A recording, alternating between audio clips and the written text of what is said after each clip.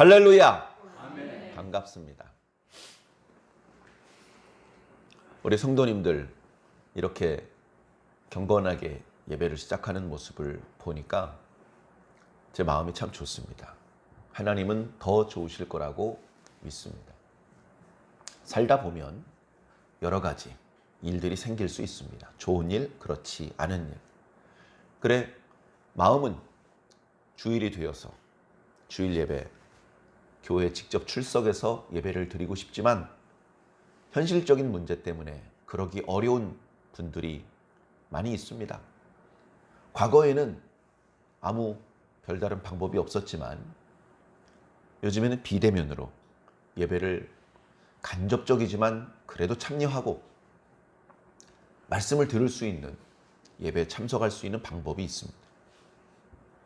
그래 제가 저희 교회는 그렇게 큰 교회가 아니기 때문에 누가 비대면 예배에 자주 참여하는지 잘 알고 있습니다.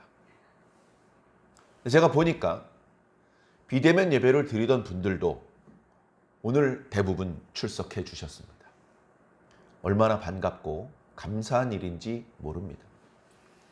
아직도 비대면으로 예배를 드리는 분이 계시다면 드리지 않는 것보다는 훨씬 잘하는 것이지만 하나님께 더욱 간절히 기도해서 직접 교회 출석해서 예배 드릴 수 있도록 길을 열어달라고 기도하시고, 그리고 다음 주일에는 직접 출석해서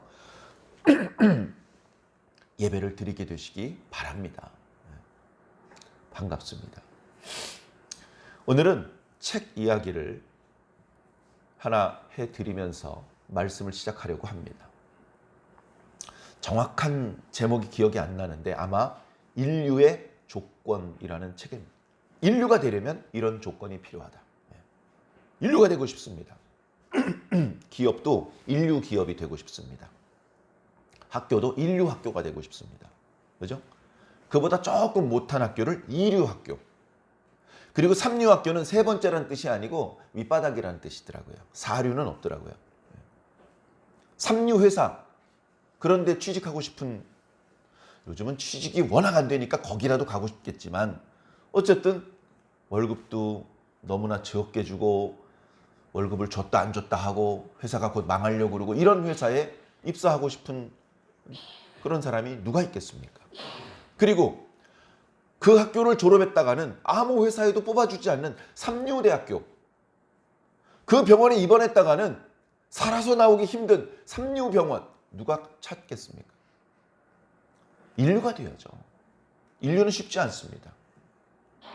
병원이 10개 있는데 9개가 인류병원, 그렇게 말하진 않아요. 병원을 한 10개 정도 말하면 하나, 2개가 인류병원입니다. 대학교도 마찬가지죠. 우리나라에 대학교가 많이 있습니다. 간혹 생긴 지 얼마 안 된 대학, 지방에 있는 대학, 규모가 작은 대학, 이런 대학은 이름도 생소한 대학이 많이 있습니다. 그런 대학에 가고 싶은 사람은 없죠. 1년 더 공부를 해서라도 인류대학, 야 인류는 좀 힘들어, 이류라도 가야지. 학생들 쓰는 말로 인서울이라도 해야지. 인서울. 서울대를 못 갔으면 서울약대. 서울약대 뭔지 아시죠? 서울대학교에서 약간 떨어져 있는 대학교를, 거기서 상당히 많이 떨어지면 서울상대, 제법 많이 떨어지면 서울법대라고 농담으로 그렇게 말하는데, 가능하면 많이 떨어지지 않은 인서울, 그런 생각들을 다 합니다. 막상 쉽지는 않습니다. 자, 저는 여러분들이 세상적으로 인류 기업가, 인류 무슨 예술인, 인류 학자가 되기를 바라는 마음이 물론 있지만 그것을 위해서 이 시간 설교해 드리는 것은 아닙니다. 저는 이 시간 여러분들이 인류 신앙인이 되시기 바랍니다. 꼭 목사가 되지 않아도 됩니다. 꼭 장로가 되어야 되는 것은 아닙니다. 집사도, 집사 직분도 받지 못한 평신도도 인류 신앙인이 얼마든지 될 수 있습니다. 그래서 인류의 조건이라는 책에 인류가 되는 방법을 3가지로 이제 설명해 주고 있는데, 제가 이렇게 들어보니까 일리가 있어요. 그리고 그 내용은 그대로 신앙에도 적용할 수 있는 내용입니다. 그래서 지금 소개시켜 드리려고 하는 것입니다. 자, 세 가지인데요. 별로 어렵지 않습니다. 집중해서 잘 한번 들어보시기 바랍니다. 좀 피곤하신 분은요, 주보에 말씀 메모란에 메모도 해보세요. 적으면서 이러면 또 기억도 남고 졸림도 날아가고 일석이조 아니겠습니까? 인류의 조건에서 인류가 되는 첫 번째 조건은요, 요약을 잘하는 거랍니다. 요약을 잘해야 됩니다. 책을 읽어도 요약을 잘해야 되고, 상대방의 말을 잘 들어도 요약을 잘해야 됩니다. 5분짜리 짤막한 연설을 들었어요? 그럼 어떡합니까? 한 줄로 적어야 돼, 한 줄로. 5분짜리 연설을 들었는데 A4지 5장이야. 그럼 연설한 사람보다 더 많은 분량이 된 거야. 이건 능력이 떨어지는 겁니다. 이렇게 열심히 많이 적었는데 열심히 했는지 모르지만 능력은 떨어지는 것이고, 요약을 하지 못하는 사람은 절대 인류가 될 수 없다고 합니다. 요약을 잘해야 돼요. 당연히 압축된 그 내용이 그 원본의 내용을 충실히 담아야 됩니다. 중요한 내용은 다 빠뜨리고 엉뚱한 소리만 써가지고 요약을 해가지고는 인류가 될 수가 없죠. 학생이 수업 시간에 수업을 듣습니다. 초등학교 40분, 중학교 45분, 고등학교 50분, 대학교는요, 교수님 필 받으면 3시간 연강입니다. 화장실도 못 가고. 그렇게 열정적으로 강의를 했지만 간략하게 요약할 수 있어야 돼요. 그건 인류가 될 자질이 있는 사람만의 능력입니다.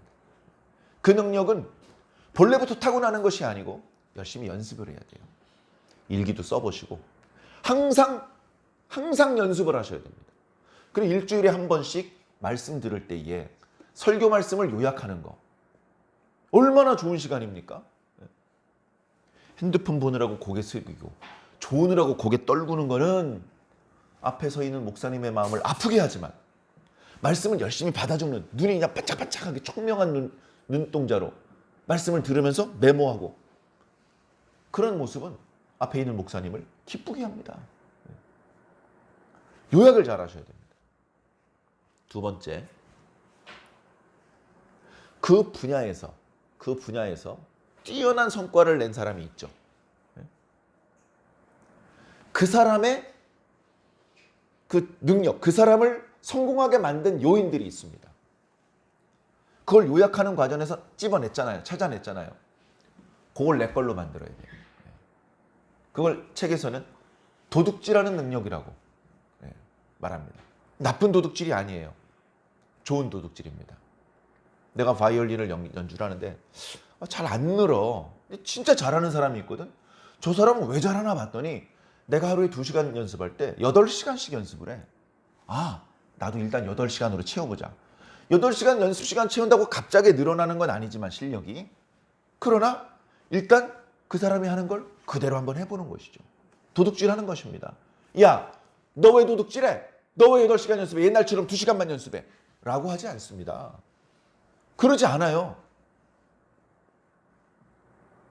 무술을 하는데 연습 시간, 수련 시간이 끝났는데도 돌아가지 않고 계속 스승님 옆에 남아가지고 스승님이 혼자서 연습하는 걸 계속 뚫어져라 쳐다봅니다. 야, 왜 훔쳐봐? 그러지 않습니다. 힐끔힐끔 보면서 일부러 보여줍니다.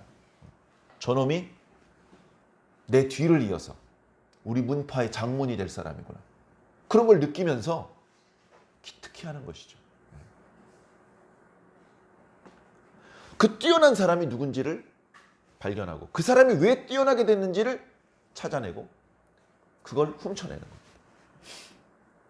훔쳐내는 단계는 아직은 그 사람이 어떤 것으로 성공했는지를 알아내는 단계예요. 그게 그렇게 순식간에 해낼 수 있는 게 아닙니다. 열정이 있어야 되고요. 관심이 있어야 되고요.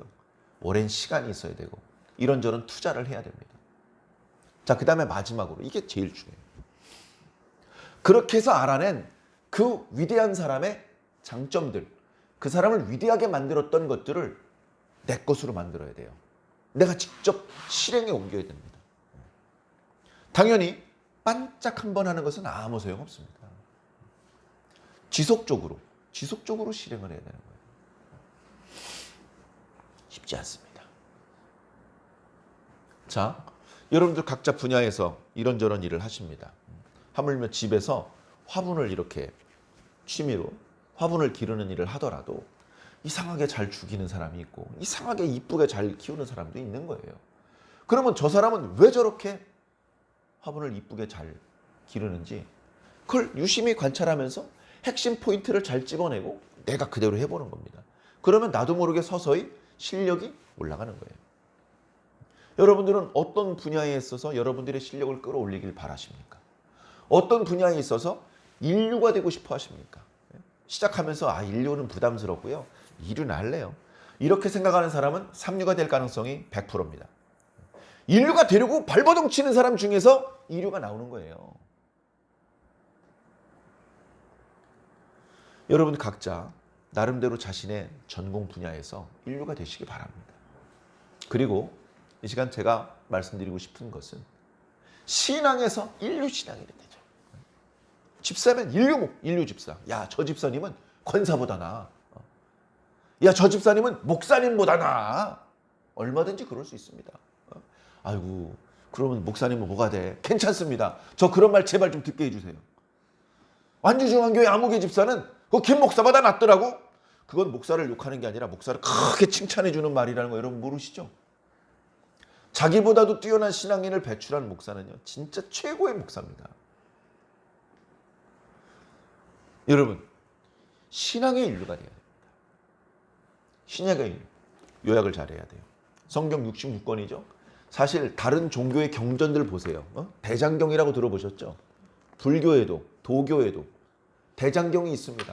자신의 종교에 있어서 쓸만한 책들을 다 집대성한 것을 대장경이라고 합니다.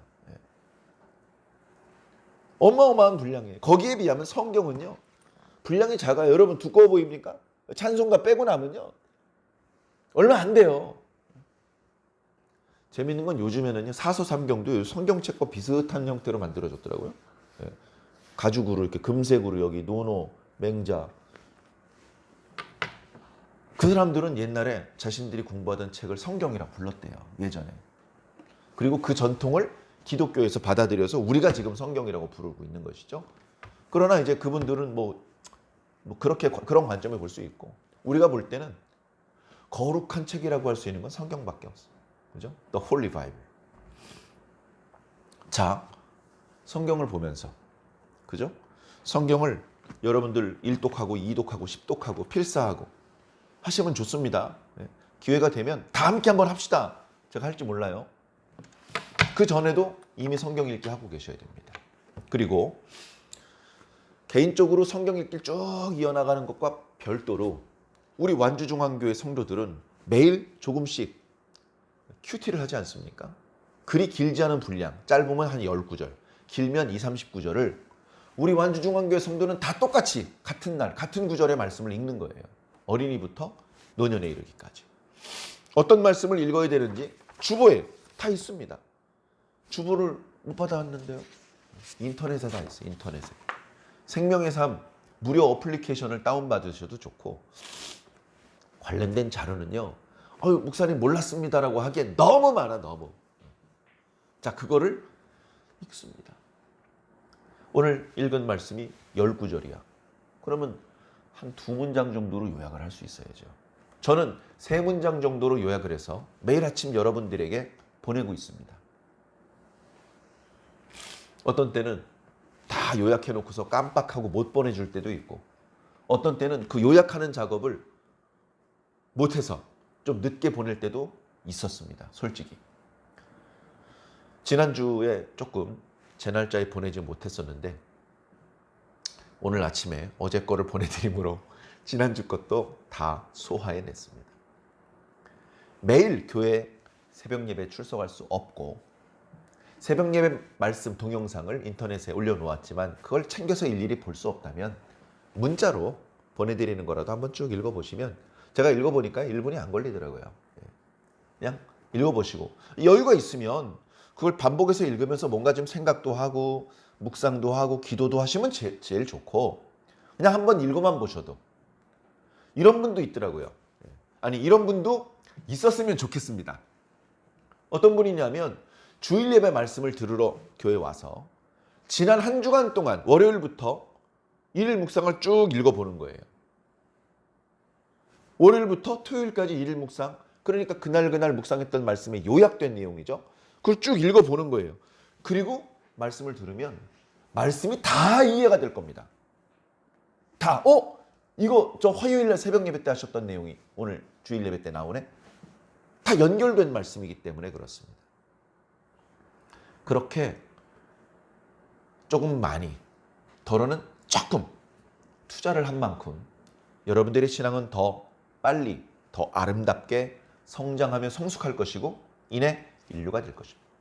인류 신앙인이 되셔야 됩니다. 인류 신앙인. 요약을 잘 하시고요. 두 번째, 그 사람의 장점을 배워야 돼요. 자, 여기서 그 사람은요, 예수님이 생각하시면 돼요. 김 목사 생각하면, 김 목사, 벌써 표정이 안 좋아지죠. 김 목사한테 배울 게 뭐가 있어? 예를 들면 그렇게 생각하시는 분도 혹시 있을지 모릅니다. 부탁드린데 이쁘게 봐주시기 바랍니다. 저를 이쁘게 봐주시면 제가 좋아지는 게 아니고 여러분들이 좋아집니다. 저는 위대한 사람이 아닌데 여러분들이 만약에 저를 위대한 사람으로 생각해 주시면 여러분들은 더 많은 유익을 얻어갈 수 있을 겁니다. 여러분들이 만약에 저를 선지자라고 생각을 하잖아요. 그러면 주일 예배 때마다 선지자의 말씀을 듣고 갈 수 있어요. 근데 저를 김씨라고 알잖아요. 그럼 주일마다 김씨의 이야기를 듣다 가는 거예요. 아무것도 못 얻어가는 겁니다. 그러니까요, 여러분 자신을 위해서라도 저를 좀 이쁘게 봐주시기를 부탁을 드립니다. 실제로는 부족함이 많지만 기왕이면 실제보다 더 이쁘게 봐주시면 저도 좋고 여러분들에게도 큰 유익이 있을 것입니다. 그것도 여러분들이 인류 신앙인이 되기 위해 아주 큰 도움이 될 것입니다. 자, 그런데 우리가 진짜 본받아야 될 롤 모델은 김 목사가 아니고, 물론 본받음직한 훌륭한 목사님들이 우리 한국 교회 사이에도 몇 분 계십니다. 그런데 이제 기왕이면 예수님이 계시니까 예수님을 보는 거예요. 예수님, 위대하다는 표현으로도 부족해. 예수님, 위대하다는 그 엄청난 표현으로도 예수님의 그 큰 위대함을 다 표현하기 부족해요. 그 예수님을 바라보고 또 뚫어지게 바라보고 그분의 말씀을 듣고 또 들어요. 그렇게 그분에게 집중하는데 시간과 돈과 나의 에너지를 투자해. 그렇게 해서 예수님이 왜 위대한지를 찾아내는 거예요. 예수님이 어떤 부분이 위대한 것인지, 왜 우리가 예수님이어야 되는지, 다른 것으로는 왜 안 되는지, 그냥 목사님이 그러니까 그렇다는 거 말고 내가 직접 예수님을 바라보고 내가 직접 느끼고 깨달은 것으로 예수님께 대하여 알아야 되는 것입니다. 예수님께, 예를 들어서 예수님은 새벽에 기도하셨대. 성경에 다 나오진 않았지만 매일 기도하셨대. 매일. 그리고 예수님께서는 저녁에도 기도하셨대요. 그러니까 하루에 한 번만 기도한 게 아니에요. 하루에 1시간만 기도한 게 아니라고요.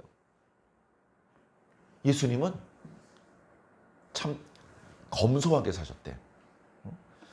이제 또 다른 종교 중에 불교라는 종교에서의 가르침처럼 무소유를 주장하는, 그죠? 그것이 어떻게 보면 어떤 종교의 덕목이죠. 그것과는 좀 다르지만 어쨌든 예수님께서는 가난하게 사셨대요. 별로 가진 것도 없었고. 여러분, 이 무소유, 그 다음에 예수님과 그 제자들 수준으로 가난해지는 걸 저는 권하진 않습니다. 그건 아무나 감당할 수 없는 은사예요. 자, 예를 들면 제가요, 가난한 게 좋은 거래, 그게 기독교의 덕목이라고 착각을 하고 가난해졌어요. 가난해지는 거 쉬워요. 부자가 되는 게 어렵지, 거지가 순식간에 거지가 될 수 있죠. 그죠? 그럼 어떻게 됩니까? 그러면 막 기독교를 빛내고 예수님의 이름을 드높이는 일을 하는 것이 아니고 이 사람 저 사람 민폐 끼치는 거예요. 민폐. 배고파요. 밥 좀 사주세요. 돈 좀 주세요. 추운데 옷 좀 사게.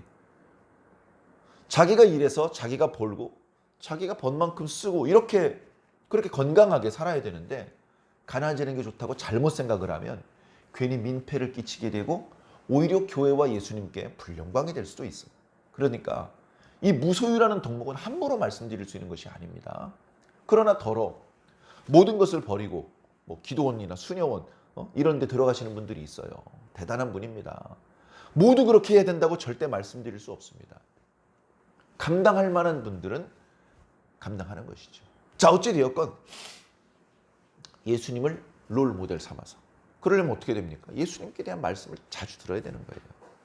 예수님께 대한 기록이 써여 있는 사복음서를 비롯한 신약 성경과, 그죠? 영적인 안목이 있는 사람은 어때요? 구약 성경에서도 예수님을 만나요. 구약 성경에서도 예수님을 만나. 보통 수준으로 하는 게 아니죠. 그렇게 예수님을 더 풍성하게 봅니다. 여기 있는 컵도요, 이쪽 방향에서 보는 것하고요, 이쪽 방향에서 보는 거하고 달라요. 이쪽 방향에서 보면요, 손잡이가 안 보여요. 그죠?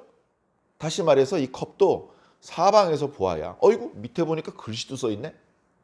사방으로 보아야, 다시 말해서 입체적으로 보아야 더 정확히 알 수 있는 것처럼 예수님도 마가, 누가, 요한복음은 필요 없어. 난 마태복음만 볼래. 그렇게 고집하지 마시고 사복음서 전체를, 그리고 그 뒤에 사도들의 글과 또는 구약 성경의 여러 말씀들을 통해서 입체적으로 예수님을 바라보시는 것이 예수님을 더 잘 깨닫고 예수님을 더 잘 닮아갈 수 있는 방법이 되지 않겠습니까? 꼭 그렇게 노력해 주시기 바랍니다. 우리 그리스도인들은 교회 와서 청소하고 막 찬양 부르고 교회 와서 뭐 여러 종류의 봉사활동이 있지만 그것보다 훨씬 앞서는 것이 말씀을 듣고 말씀을 읽고 기도하고 예배드리는 것입니다. 다시 말해 예수님을 바라보는 것입니다. 예수님을 봐야 예수님을 알고 예수님을 닮아갈 거 아닙니까? 전에도 말씀드렸지만 모창 가수들 있죠? 모창 가수.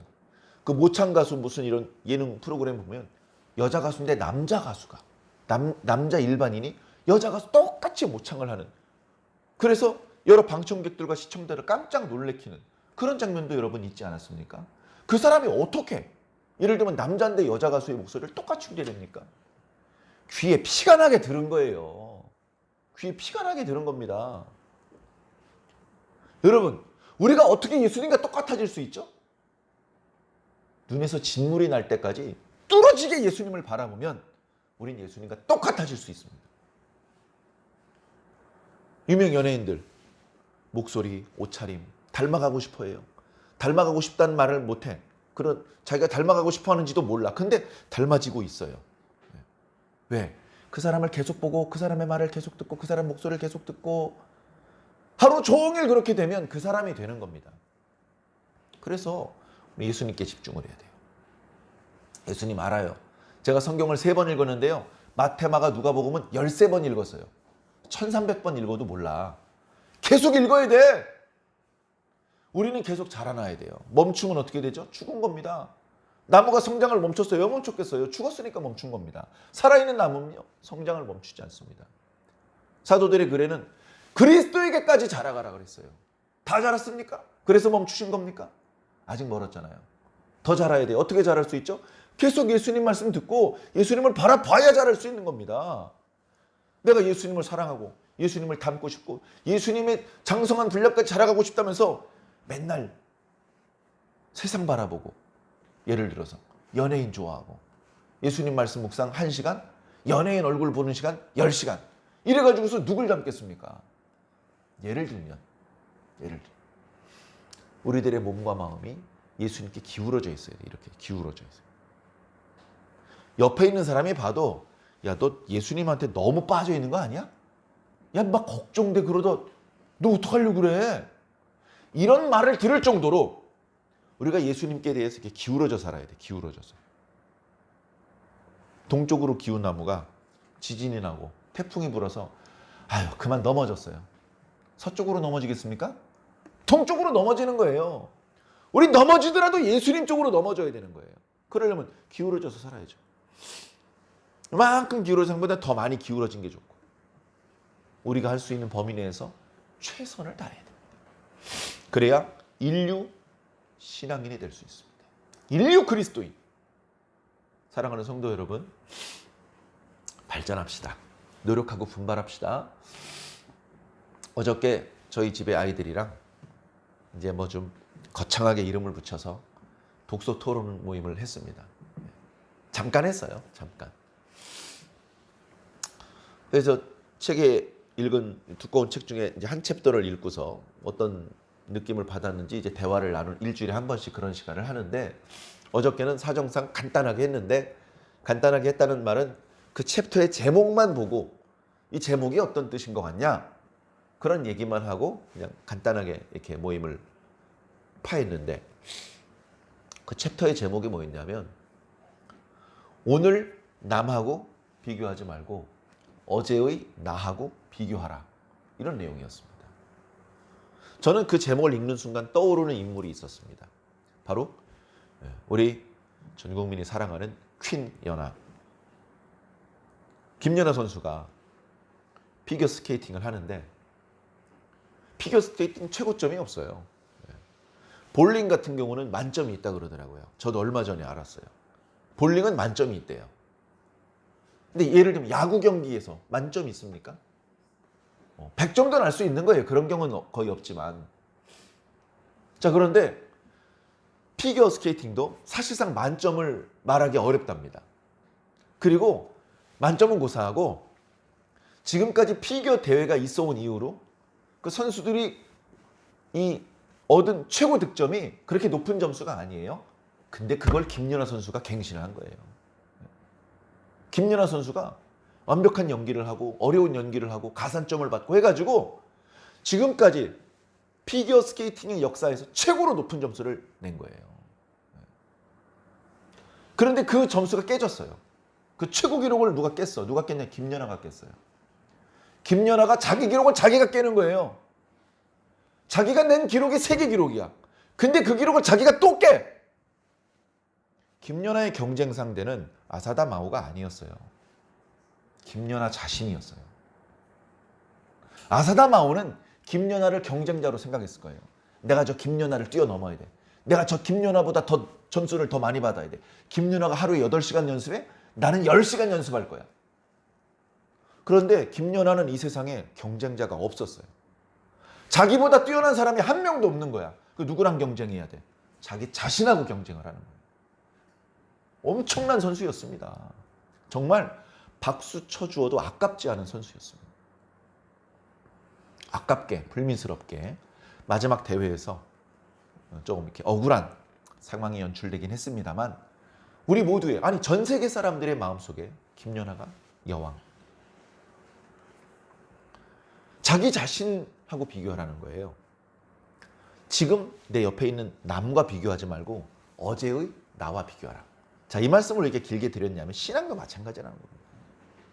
옆에 있는 김 집사보다 잘하면 돼. 저쪽에 있는 최 집사보단 그래도 내가 낫지. 그걸로 만족하지 말라는 거예요. 그 사람이랑 왜 비교를 해? 자, 한번 예를 들어 설명해 볼게요. 내가 이만기야, 이만기. 이만기, 씨름 선수야, 씨름 선수. 씨름판에선 내가 왕이야. 네? 그런데 누구랑 자기를 비교하냐면 하영주. 여러분 젊은 사람들 이름도 모르죠? 유도 선수. 세계 최고의 유도 선수였어요. 이만기가 하영주하고 자기를 비교하면 이게 게임이 다른데 비교한다는 게 의미가 없잖아요. 내가 하는 게임하고 네가 하는 게임하고 달라. 근데 왜 남하고 나를 비교하냐고요. 무슨 말씀인지 알겠어요? 최 집사는 최 집사 신앙의 길을 가는 거야. 나는 내 신앙의 길을 가는 거고, 물론 끝에서 예수님 앞에서 다 만날 거긴 한데 그 사람이 가는 신앙의 여정하고 내가 가는 신앙의 여정이 똑같을 수가 없죠. 그 사람 상처받을 때 난 상처 안 받을 수도 있고, 내가 슬럼프에 빠졌을 땐 그 사람 승승장구할 수도 있어요. 똑같을 수가 없죠. 근데 왜 그 사람이랑 비교합니까?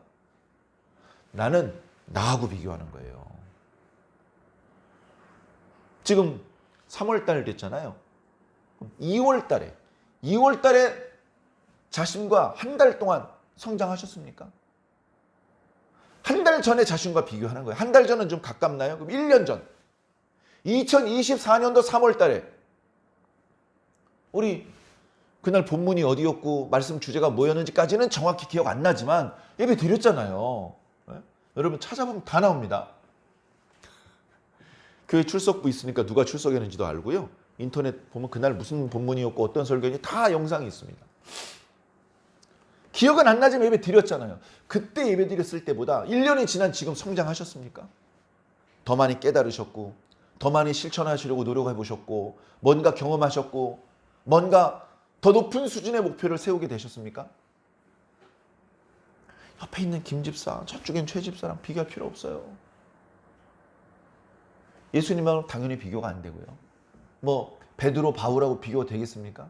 그런 거 하지 마시고 자기 자신하고 비교라고요. 자기 자신.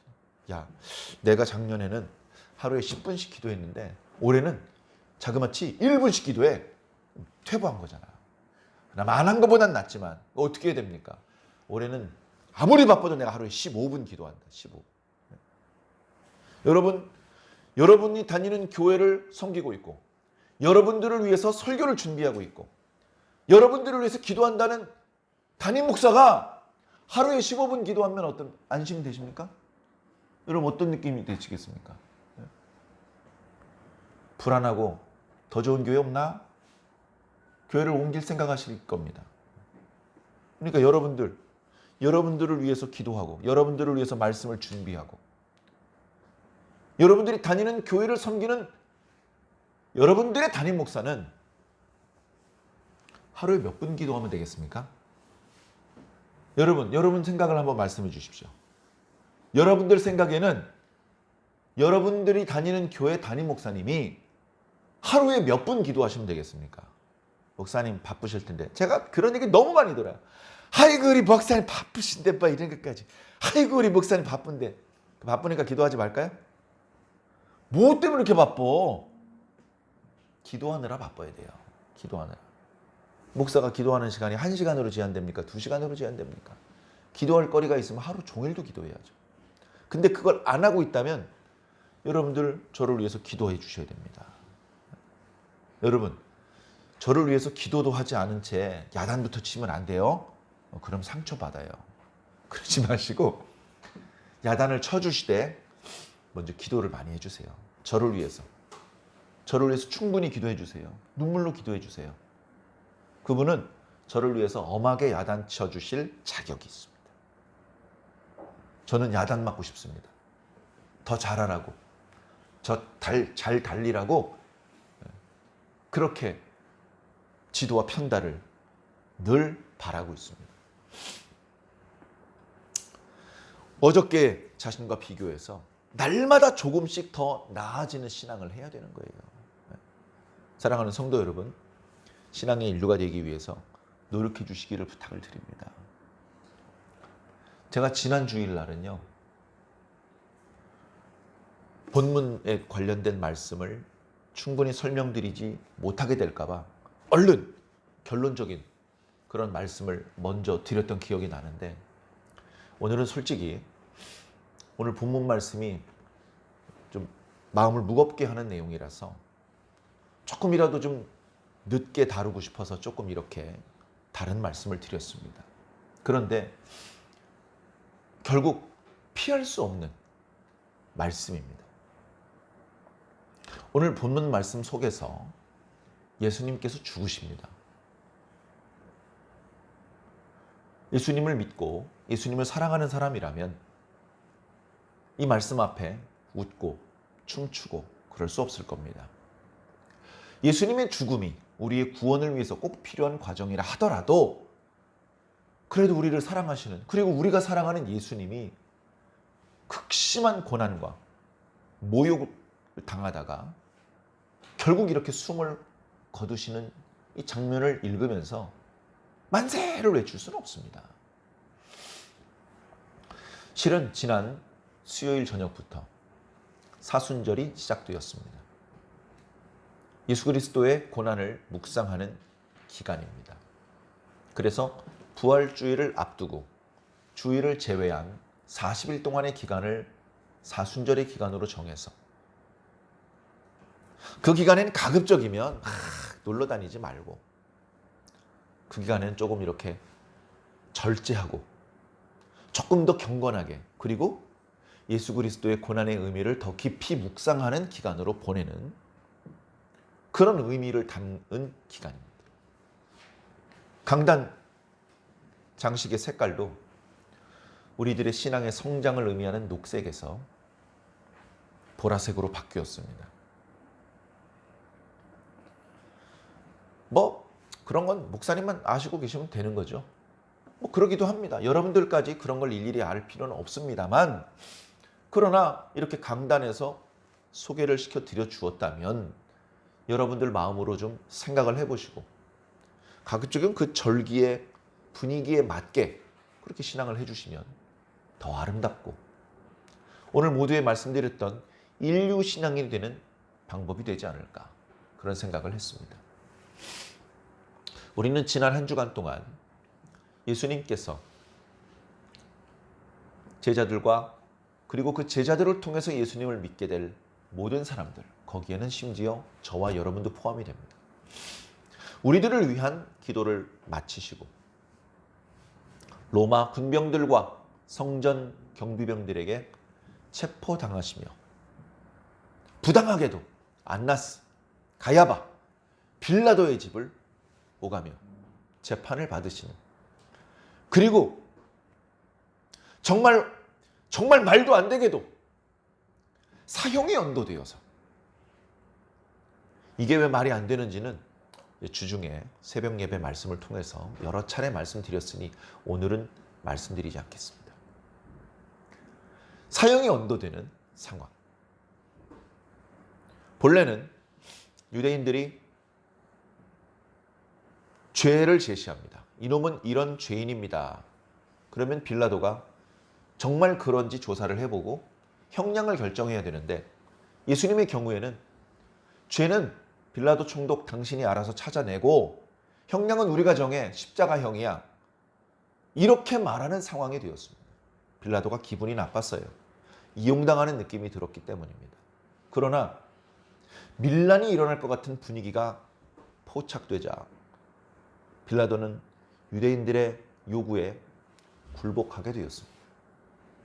3번이나 나는 그에게서 아무 죄도 찾아낼 수 없노라 선언했지만 그들의 요구에 따라서 예수님을 십자가에 못 박도록 내주었습니다.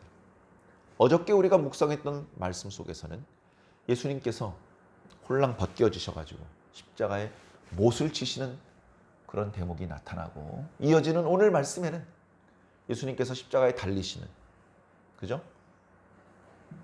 예수님 이쪽 편에는 여자 4명이 있어요. 제자들은 다 도망갔는데 힘없는 그 여자들이 예수님 곁을 지키며, 예수님의 모친, 예수님의 이모 막달라 마리아, 이름들이 이제 소개되는데요. 제가 찾아보니까 마태복음에도 나오고 마가복음에도 나오고 조금씩 달라요. 정확히 누군지 중요하지 않습니다. 여인들 넷이 예수님을 무척 안타깝게, 그죠? 여러분, 엄마가 자기 아들이 피투성이가 돼서 죽는 모습을 바라보는 게 어떤 심정이겠습니까? 우리는 이해 못합니다. 감당할 수 없는 그 고통스러운 표정으로, 그 마음으로 예수님을 바라보는 여인들 4명이 있었고, 이쪽 편에는 히히닥거리면서 예수님의 옷을 홀딱 벗겼잖아요. 유대인들의 옷이 크게 4개입니다. 뭐 5개로 보는 사람도 있는데, 터번, 겉옷, 속옷, 띠, 거기에 이제 샌들까지. 양말은 없어요. 근데 아마 터번을 안 쓰셨으니까 샌들까지, 그걸 이제 군병들이 나눠 가진 것 같습니다. 어떤 분들은 그걸 가위로 찢어가지고 4조각을 이렇게 나눠 가진 것으로 생각하는 분이 계신데, 찢으면 어때요? 팔아먹을 수가 없잖아요. 예수님이 입었던 의복은요, 로마 군병들한테 필요 없는 옷이에요. 근데 그걸 유대인들한테 팔면요, 정말로 브라보콘 값이라도 얻을 수 있거든. 그러니까 그 밑에서 깔깔거리면 제비 뽑는 거예요. 어떤 것이 더 비싼 값을 치는지. 가위바위보 해가지고 이긴 사람이 큰 덩어리 가져가는 것이죠. 한쪽에선 예수님을 사랑하는 마음으로 바라보고, 한쪽에선 더없이 예수님에게 모욕적인 그런 행동을 하고 있습니다. 그 상황에 예수님께서 몇 마디 하십니다. 예수님께서 십자가에 달린 상태에서 하셨던 말씀을 가상칠언이다. 그렇게 표현을 합니다. 그 중에서 요한복음에는 3가지 말씀이 나오죠. 마가복음에도, 마태복음에도, 그리고 누가복음에도. 그래서 이쪽 저쪽에서 예수님께서 십자가에서 해주셨던 말씀들을 이렇게 모아서 7마디. 오늘 그 7마디가 뭔지 간단하게 살펴보는 것으로 말씀을 마무리 짓도록 하겠습니다.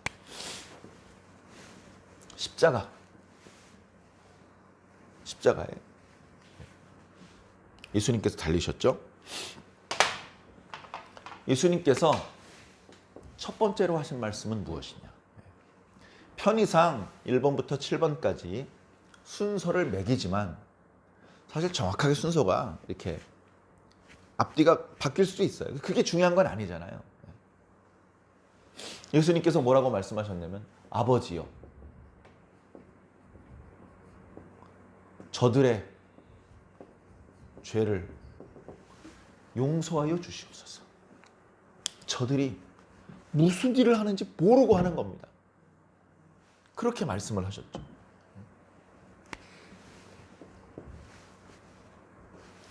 너와 내가 오늘 낙원에 있을 것이다. 예수님의 좌편 강도는 예수님을 막 욕했죠. 우편의 강도가 우리는 죄가 있어서 죽지만 이분은 죄가 없다. 주님, 혹시 저를 좀 기억해 주시면 좋겠습니다. 그랬대 주님께서 하셨던 말씀. 너와 내가 오늘 낙원에 있을 것이다. 그리고 3번째는 오늘 말씀에 있는 것처럼 여자여. 아유, 엄마한테 어디 여자여라고 불러. 이건 이쪽 지방의 관습이라고 이해해 주시면 고맙겠습니다. 여자여 보소서 아들입니다. 예수님의 제자들이 다 도망갔는데 한 명이 거기까지 왔나 봐요. 그 한 명은 누구인지 기록되어 있지 않습니다만 모든 목사님들이 한결같이 사도 요한이라고 말합니다. 그리고 성경에는 명시적으로 나와 있지 않습니다만 이 요한은 예수님하고 이종사촌간이었던 것 같아요. 여기 예수님의 이모도 왔다 그랬잖아요. 그러니까 요한의 어머니예요. 그러니까 어머니 때문에 요한은 도망갈 수가 없었고 어머니 부축하면서 그 옆에 서 있었던 것이죠.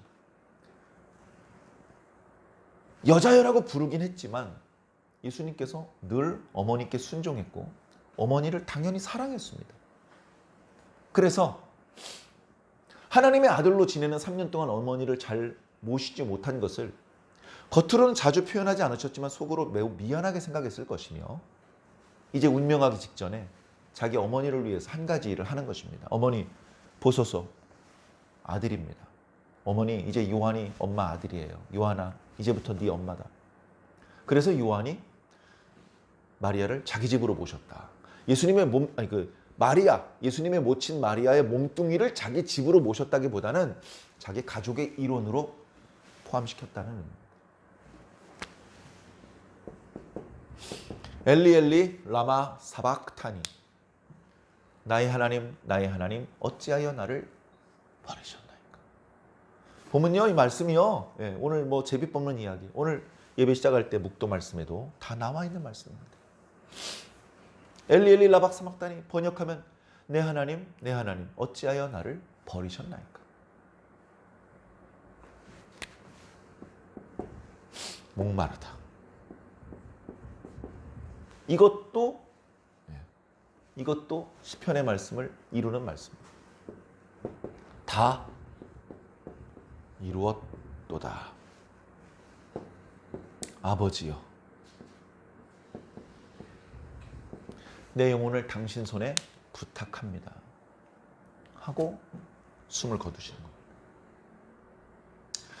사복음서 이쪽 저쪽에 있는 말씀을 왜 이렇게 7가지 순서로 나열했을까요? 제가 한번 생각해 봤어요. 누가 가르쳐주진 않았어요. 근데 그래도 앞에 3군데는 조금 기력이 남아있을 때 하셨던 말씀인 것 같고 4번째, 5번째 막 비명을 지르시고 이럴 때는 벌써 체력이 이제 거의 다 소진되셔서 고통스러울 때 고통이 극에 달했을 때 그리고 6번째, 7번째는 진짜 운명하기 직전에 하셨던 말씀이 있기 때문에 이런 순서로 우리가 기억하고 있는 것 같습니다. 예수 그리스도께서는 오늘 본문 주보의 말씀 제목으로는 죽임 당한 우리의 주님이라고 표현했지만 목숨을 빼앗기신 것이 아니라 스스로 목숨을 놓으신 것입니다. 요한복음 안에서 그와 관련된 표현들이 많이 있었습니다. 그리고 오늘 말씀에 잘 드러나지는 않습니다만 문법적인 장치로 예수님께서 고개를 숙인 것도 그리고 숨을 거두신 것도 자기 스스로 능동적으로 하신 것임을 표현해주고 있습니다. 예수님께서는 무엇이 가장 힘든 일이었을까? 전능하신 분이잖아요. 전능하신 예수님에게 가장 힘든 일은 죽는 일이라고 저는 믿습니다. 생명이신데, 당신 자체가 생명이신데 잠깐 죽으시는 것이 가장 힘든 일입니다. 가장 힘든 일입니다.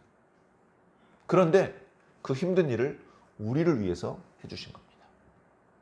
예수님의 고난과 예수님의 죽으심의 의미는 이제 또 몇 주 후에 고난주간과 부활주의를 통해서 또 한번 묵상하게 되겠습니다만은 여러분, 초대교회 때는요 매일이 부활절이었어요. 매일이 부활절이었습니다.